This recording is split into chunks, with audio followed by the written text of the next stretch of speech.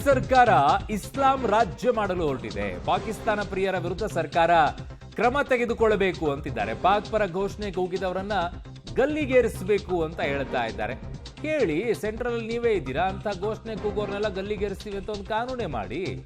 ಸುಮ್ಮನೆ ಬಾಯಲ್ಲಿ ಹೇಳ್ಕೊಂಡಿದ್ರೆ ಏನ್ ಇದಾಗುತ್ತೆ ಈಶ್ವರಪ್ಪನವರೇ?